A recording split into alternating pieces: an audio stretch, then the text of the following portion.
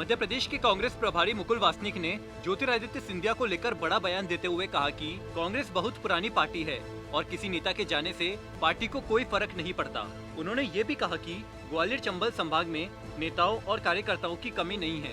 कांग्रेस नेता ने आगे और क्या क्या कहा, जानने के लिए देखें पॉलिटिक्स की इस खास रिपोर्ट को। ये है टॉक्स न्यूज नेटवर्क और आप देख रहे हैं पॉलिटॉक्स, राजनीति का कच्चा चिट्ठा। कांग्रेस के राष्ट्रीय महासचिव और एमपी कांग्रेस के प्रभारी मुकुल वासनिक ने ज्योतिरादित्य सिंधिया को लेकर बड़ा बयान दिया है। सिंधिया के कांग्रेस छोड़ बीजेपी में जाने के सवाल पर उन्होंने स्पष्ट तौर पर कहा कि इससे पार्टी को कोई फर्क नहीं पड़ता, क्योंकि ग्वालियर चंबल संभाग में नेताओं और कार्यकर्ताओं की कोई कमी नहीं है। वासनिक ने ये भी कहा कि कांग्रेस बहुत पुरानी पार्टी है और किसी नेता के जाने या पार्टी में आने से ज्यादा कोई फर्क नहीं पड़ता।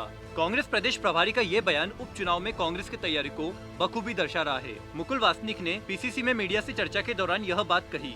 वे यहाँ प्रदेश में होने वाले 24 विधानसभा सीटों के उपचुनाव की तैयारी को समीक्षा करने भोपाल आए हैं। 13 जुलाई से चुनाव प्रचार अभियान की शुरुआत की जाएगी।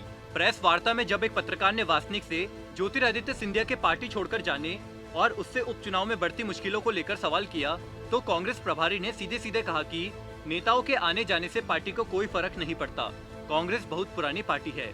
सिंधिया के प्रभाव क्षेत्र में आने वाली 16 सीटों पर उन्होंने कहा कि ग्वालियर चंबल संभाग में नेताओं और कार्यकर्ताओं की कोई कमी नहीं है। साथ ही उन्होंने उपचुनाव के उम्मीदवारों के चयन पर बताया कि प्रत्याशियों के चयन की प्रक्रिया जारी है और जल्द ही नाम घोषित कर दिए जाएंगे। उपचुनाव को लेकर कांग्रेस ने शुरू की तैयारियां। मध्य प्रदेश में उपचुनाव को लेकर कांग्रेस ने अपनी तैयारियां शुरू कर दी है। इससे पहले मुकुल वासनिक ने उपचुनावों की तैयारियों को लेकर पूर्व सीएम और कांग्रेस प्रदेशाध्यक्ष कमलनाथ सहित 17 जिलों के जिला अध्यक्षों से आगामी दिनों में 14 विधानसभा सीटों पर होने वाले उपचुनाव की तैयारी को लेकर फीडबैक लिया। साथ ही संगठन को मजबूत करने की हिदायत दी।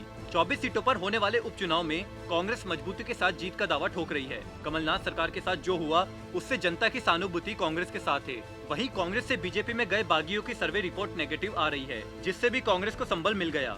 इससे पहले 2 दिन तक चली चुनाव तैयारियों में भाजपा से कांग्रेस के चुनाव प्रसार में पिछड़ने को लेकर भी चिंतन किया।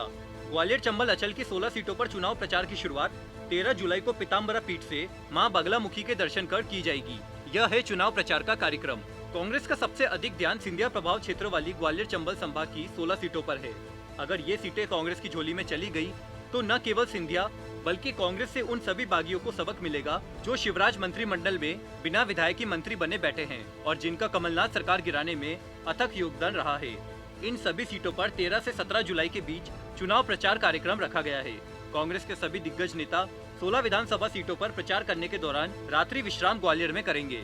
इस दौरान ग्वालियर और ग्वालियरपुर में भी कार्यकर्ताओं से मुलाकात कर चुनाव प्रचार किया जाएगा। 13 जुलाई को भांडेर, मेहगांव और गोहद में चुनाव प्रचार और रैलियां की जाएगी। इसी प्रकार 14 जुलाई को सुमावली, जोरा व मुरैना और 15 जुलाई को देवनी व अंबा में दिग्गज चुनावी रैलियों में अपना जुबानी जोहर दिखाएंगे।